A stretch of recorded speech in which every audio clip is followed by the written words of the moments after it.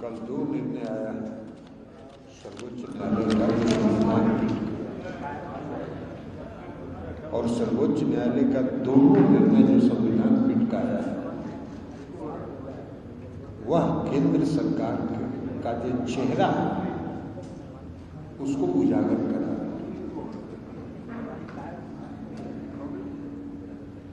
और इन दोनों जजमेंट से सुप्रीम कोर्ट के जो माननीय सर्वोच्च न्यायालय के फैसले से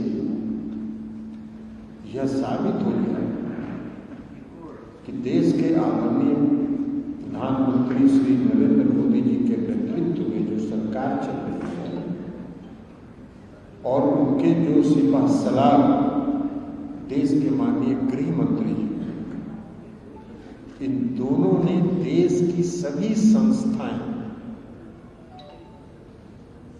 को अपना पॉकेट संस्था बना के रखा था। उन सबों पर, सभी संस्थाओं पर इनका अघोषित नियंत्रण था। जो राज्यपाल होते हैं और जो लेफ्टिनेंट गवर्नर होते हैं केंद्र शासित प्रदेश में, उनके माध्यम से चुनी हुई सरकारों को नियंत्रित करने का प्रयास करते हैं।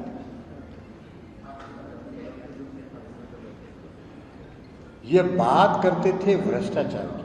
जितने इनके पालतू तोते हैं उन सब पालतू तोतों का इस्तेमाल करते थे ये अपने विरोधी लोगों के खिलाफ। तो ये देश की जो लोकतंत्र तांत्रिक व्यवस्था थी, जो लोकतंत्र देश का आज खतरे में है इन लोगों के कारनामों के कारण। अघोषित आपातकाल इन लोगों ने लागू किया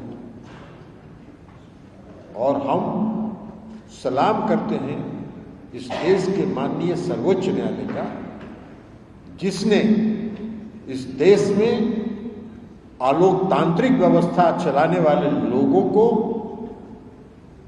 आईना दिखाते हुए देश में फिर से लोकतंत्र स्थापित करने का काम। और इन लोगों को यह गलतफहमी नहीं हो कि लोकतंत्र के यही रक्षक है। सारे काम जो देश का इतिहास बदल रहे हैं, देश में कोई काम नहीं हो रहा है। आप बताइए, देश में देश की सरकार है, देश की सरकार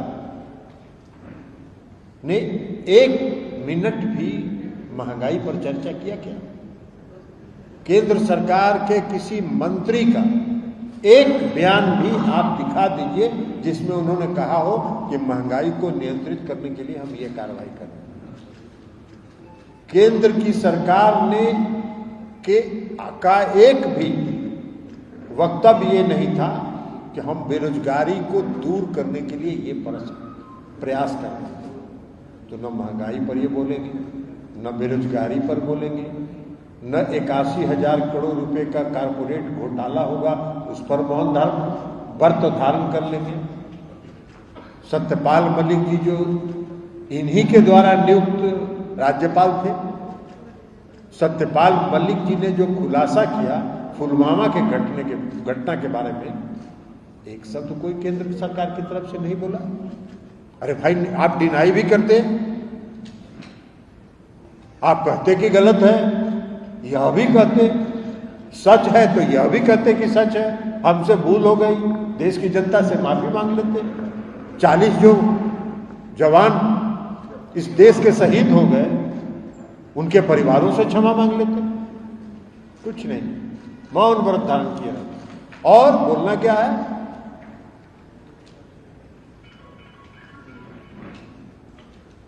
देश के सारे भ्रष्टाचारी मेरे खिलाफ एकजुट हो रहे हैं। अरे आप कर्नाटक का चुनाव, आप में से कई लोग कर्नाटक के चुनाव को देख रहे होंगे नजदीक से। पूरे कर्नाटक के चुनाव में सबसे बड़ा मुद्दा भ्रष्टाचार, इसलिए कि वहां की जो सरकार थी देश की सबसे भ्रष्टतम सरकार, और वहां भ्रष्टाचार की चर्चा जब आम लोगों में होने लगी तो उसको ढकने के लिए इन लोगों ने धार्मिक उन्माद फैलाना शुरू किया। भाई हमने तो बहुत सा चुनाव देखा है, 68 साल उम्र हो गया तो इसलिए बहुत चुनाव देखे। आज तक किसी चुनाव में और किसी देश के प्रधानमंत्री को उस तरह का चुनाव प्रचार हमने करते हुए नहीं देखा। धार्मिक उन्माद फैलाने का जो क्लाइमेक्स होता है वो प्रचार कर रहे थे, दोनों हाथ उठा के कह रहे हैं जय बजरंगबली का नारा लगाओ और कमल छाप पर वोट दबाओ। अरे ये देश के प्रधानमंत्री को किस स्तर पर आप ले जा रहे हैं? ये निम्नतम स्तर का प्रचार। आप गरिमा है उस पद की, जिस पद को आप सुशोभित कर रहे हैं उस पद की गरिमा है, उस पद की गरिमा को तो कम से कम अक्षुण्ण रखिए। नहीं तो ये सब का दिल्ली में क्या कर रहे थे भाई? ठीक कहा सुप्रीम कोर्ट ने क्या कहा कि भाई चुनी हुई सरकार जो जनता का प्रतिनिधित्व करता है उसको लेफ्टिनेंट गवर्नर जो नियुक्त होता है वो कैसे कंट्रोल करेगा, उसको कैसे काम करने का हक नहीं मिलेगा। महाराष्ट्र में क्या कहा? राज्यपाल के की भूमिका जो है उसको संदिग्ध माना और राज्यपाल की भूमिका को संदिग्ध माना। और सुप्रीम कोर्ट ने यह भी कहा कि चूंकि उद्धव ठाकरे जी ने फ्लोर टेस्ट किए बिना इस्तीफा दे दिया था इसलिए हम उसको रिस्टोर नहीं कर सकते। और उद्धव ठाकरे जी ने कहा कि भाई हमने तो नैतिकता के आधार पर इस्तीफा दिया। तो आज नैतिकता किसके लिए है? आज नैतिकता एकनाथ शिंदे जी के लिए। एकनाथ शिंदे जी को भी उसी नैतिकता के आधार पर इस्तीफा दे देना चाहिए और महाराष्ट्र में फिर चुनाव का घोषणा कर देना चाहिए, चुनाव होगा। लेकिन ये सब चीज किसी चीज से मतलब नहीं। कर्नाटक में इन लोगों ने अथक प्रयास कर लिया, लेकिन अब 24 घंटा बचा है। एग्जिट पोल तो आप लोग देख चुके हैं। हम आपको बता रहे हैं कि जो मेरी जानकारी है एग्जिट पोल से कहीं ज्यादा संख्या से भारतीय जनता पार्टी वहां चुनाव हार रही। तो आपका सब कुछ खत्म हो रहा है धीरे धीरे, आपका पूरा तिलस्मा खत्म हो रहा है। इसलिए अब इंतजार करिए 2024 का। और आने वाले समय में जो मध्य प्रदेश में छत्तीसगढ़ में भी चुनाव होगा वहाँ भी हारेंगे पूरी तरह। हम गए थे मध्य प्रदेश में, वहाँ के लोगों से हमने जो अनुभव लिया, लोगों का मानना है कि ये सरकार को जाना चाहिए। तो मध्य प्रदेश भी हारिएगा, सब हारिएगा और 2024 में तो फिर आपका सफाया होना ही होगा। तो इसलिए मेरा कहना है कि आज इस देश में फिर से लोकतंत्र स्थापित हुआ है और लोकतंत्र माननीय सर्वोच्च न्यायालय ने स्थापित किया। भ्रष्टाचार पर जो आप ड्रामा करते हैं, आपकी अपनी पार्टी भ्रष्टतम पार्टी जो कर्नाटक की जनता ने बता दिया। अब बिहार में आप एक बार बताइए जरा, 2017 में छापा मरवा रहे थे तो 2017 में हम लोग अलग हो गए। तो 5 साल कुछ नहीं हुआ, 5 साल कुछ हुआ 2017 से 2022 तक? बताइए आप ही लोग, कोई बताइए एक आदमी। नहीं हुआ। आज जैसे ही फिर 2022 में हम लोग साथ हो गए फिर शुरू। ये क्या है? ये फालतू तोतों का इस्तेमाल करते हैं।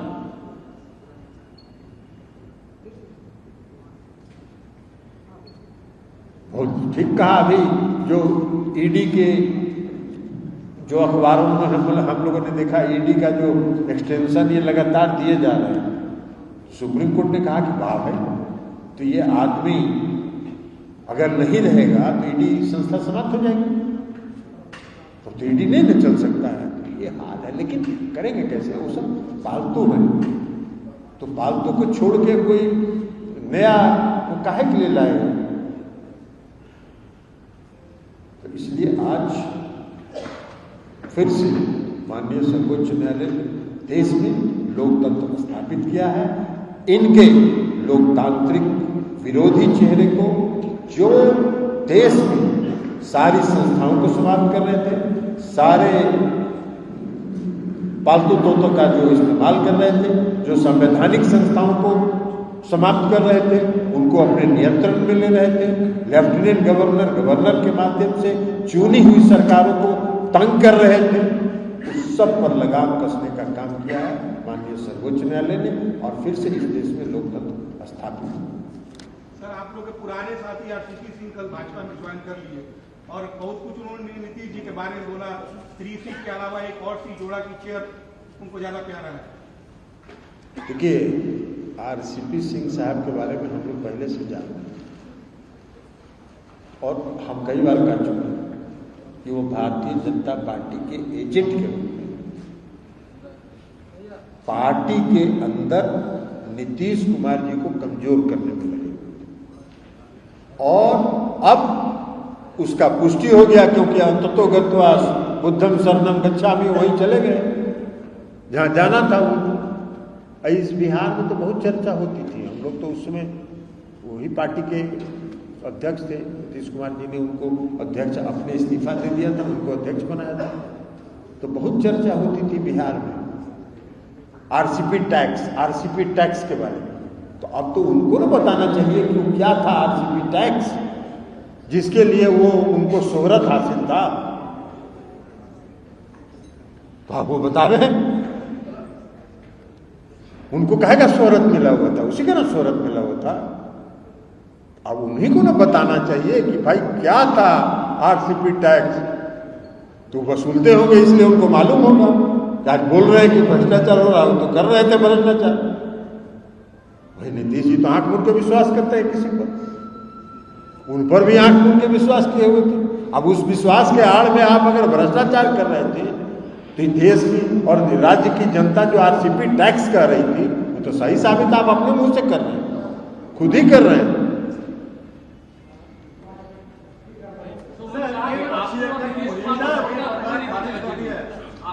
अरे छोड़िए ना, उनको चले गए हैं, जाने दीजिए उनको कौन पूछ रहा है, तो पता चल रहा है ना। आप भी बिहार में ना पोर्टल चला रहे हैं, लाइव सिटी चला रहे हैं ना, तो जरा बिहार से जरा सब जगह से जानकारी ले लीजिए कि क्या पूछ रहा है उनको, कोई नहीं पूछता है। सर, विपक्षी एकता को लेकर आप लोग मुहिम चला रहे हैं।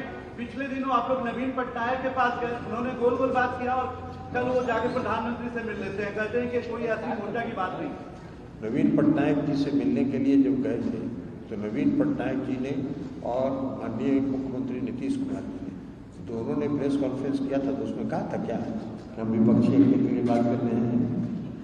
दोनों ने ये कहा था कि हम दोनों पुराने मित्र हैं, और दोनों पुराने मित्र आज मिले हैं बहुत दिन के बाद, मिलने के लिए आए हैं। अब आप अपना परसेप्शन बना रहे थे, तो आप अपना परसेप्शन के आधार पर अपना फिर से परसेप्शन बनाते रहिए।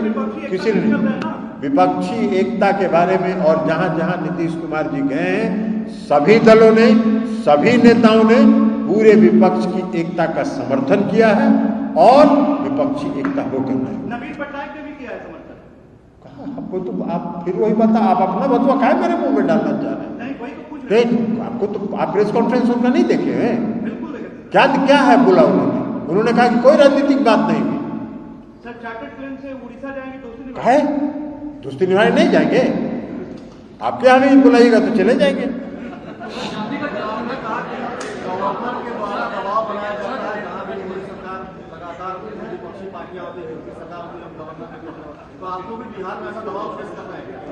बिहार में क्या दबाव देंगे?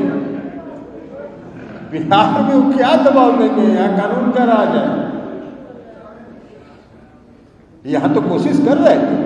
आरसीपी सिंह जब उनके एजेंट के रूप में काम कर रहे थे, तो कुछ गड़बड़ करना चाहते थे, तो गड़बड़ करना चाहते थे, उसके पहले उनका गड़बड़ हो गया, महागठबंधन फिर से बन गया, 7 पार्टियों का गठबंधन बन गया, वहां फेल कर गए, महाराष्ट्र में सक्सीड कर गए, महाराष्ट्र में उनको सफलता मिल गई, और उसी को सुप्रीम कोर्ट ने आज फर्म किया है कि जो महाराष्ट्र में हुआ था वो गड़बड़ हुआ।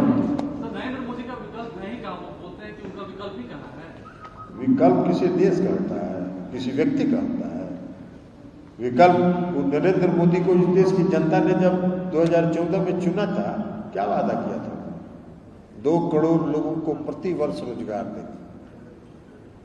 तो 2014 से आज हो गया 9 साल हो गया ना, तो 18 करोड़ लोगों को तो रोजगार मिलाना चाहिए। तो आप ही तो पोर्टल चलाते हैं, जरा पता करिए। केंद्र की सरकार ने सारी नियुक्तियों पर पाबंदी लगा दी है, कोई भी सरकारी नियुक्ति नहीं हो सकती। तो सारी पाबंदी जब नियुक्ति पर तो उनको 13 जो 9 दूना 18 करोड़ लोगों को रोजगार कहाँ मिला? तो उसमें कोई विकल्प था क्या? विकल्प होता नहीं है, विकल्प पैदा हो जाता है। और विकल्प नरेंद्र मोदी का पैदा होगा 2024 में, आप देख लीजिए। अभी सभी नेताओं से, सभी दलों से बातचीत हो गई। अब बात करेंगे माननीय मुख्यमंत्री जी, सभी पार्टियों से बात करके कोई तिथि तय करेंगे, और तिथि तय करने के बाद सबकी सहमति से कोई बैठक होगी और हो गया ना। इनका मुख्यमंत्री जी का आंध्र प्रदेश के अलावा ना तमिलनाडु ही सब जाने का विकास करते हैं क्या? ना हो गया। देखिए, जातीय जनगणना को जो हाईकोर्ट ने प्रतिबंध लगाया है, उस पर राज्य सरकार कानूनी रूप से उसको लड़ रही है। कल हमने आज अखबार में देखा है कि सर्वोच्च न्यायालय में फाइल हुआ है SLP। लेकिन जातीय जनगणना आवश्यक है। और आप लोग को एक चीज बता दें कि मंडल कमीशन, शायद बहुत से आप में से साथी मंडल कमीशन का दौर नहीं देखे होंगे।